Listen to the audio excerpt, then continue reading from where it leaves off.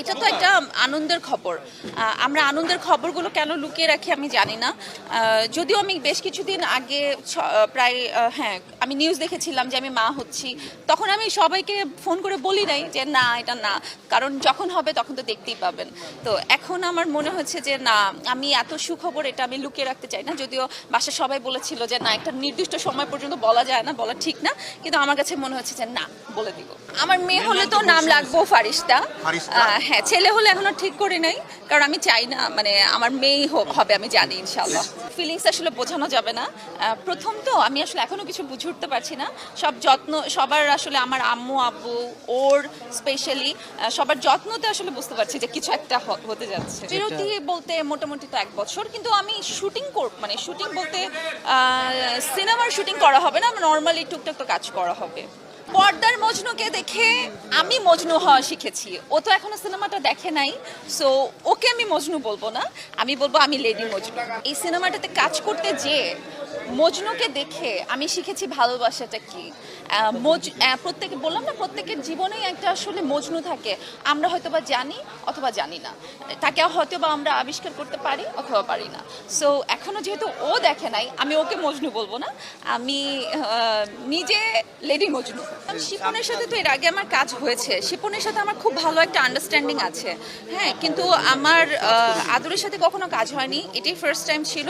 এবং আমার কোনোভাবেই মনে হয় নাই যে ওর সাথে এর আগে কাজ হয়নি, মানে বরঞ্চ ওর সাথেই সবচেয়ে বেশি, যত হিরোর সাথে এই পর্যন্ত কাজ করেছি আমার মনে হয় ওর সাথে বেশি মজা করে কাজ করেছি।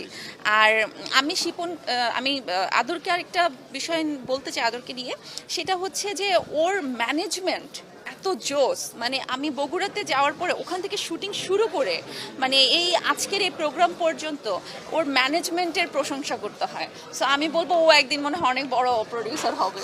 এক্সপিরিয়েন্স বলবো যে আমার 10 বছরের কেরিয়ারে আমি যতগুলো সিনেমা করেছি, আমি প্রমিস করে বলছি যে আমি কোনো সিনেমাতে এত মজা করে এত আনন্দ নিয়ে কাজ করিনি।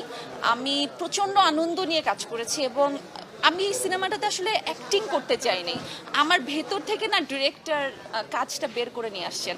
এবং এই গল্পটা যে লিখেছেন আমি আসলে তাকে ভীষণ ধন্যবাদ দিতে চাই, এবং আমি ডিরেক্টরকে স্পেশালি থ্যাঙ্কস দিতে চাই এবং আদরকে, কারণ তার প্রযোজিত আমার জীবনের সবচেয়ে বেস্ট সিনেমা হচ্ছে যাও পাখি বলো তার। লাইভে তো আসলে একটা অ্যাক্টিং বেস গল্প ছিল, ওখান থেকে মানে কীভাবে কে কত ভালো অ্যাক্টিং করতে পারে, ক্যারেক্টারটা ফুটিয়ে উঠাতে পারে, কষ্টটা কীভাবে ওটা ফুটিয়ে ওঠানোর জন্য যতটুকু চেষ্টা করা হয়েছে। কিন্তু আমি বললাম যাও পাখি বলতারের ক্যারেক্টারটা আমি আসলে অ্যাক্টিংই করি নাই, এখানে আমার ভেতর থেকে আমি লাভলি হয়ে গেছিলাম। এবং মানে একটা মানুষ আমাকে এত ভালোবাসে, সেই ভালোবাসা পেয়ে না মানে ভেতর থেকে অটো জিনিসটা চলে আসছে, আমি এখানে অ্যাক্টিং করি নাই। সিনেমাটা তো দেখতে হলে যাবা নাকি? হ্যাঁ হ্যাঁ হ্যাঁ হ্যাঁ, হাজবেন্ডকে সাথে নিয়ে যাবা? হ্যাঁ 14 গোষ্ঠী নিয়ে যাবো। ডিরেক্টরকে থ্যাঙ্কস দিতে চাই আমাকে লাভলি ক্যারেক্টারে কাজ করার সুযোগ করে দেওয়ার জন্য। আদারওয়াইজ আমার জীবনে আসলে এরকম একটা সিনেমার খুব দরকার ছিল। আমার অনেক সিনেমা তো মোটামুটি হিট করেছে, তার মধ্যে পোড়ামন অন্যতম। আমি স্পেসিফিকভাবে বলবো যে পোড়ামন তো আমার এক ধাঁচের গল্প ছিল, এবং সেটাতে আমি যেরকম কাজ করছি ওটা তো এক প্যাটার্ন ছিল। কিন্তু আমার জীবনের সবচেয়ে বেস্ট ছবি হচ্ছে গিয়ে যাও পাখি বলো তারে। সবাই একবার হলে এসে সিনেমাটা দেখলে বুঝতে পারবেন।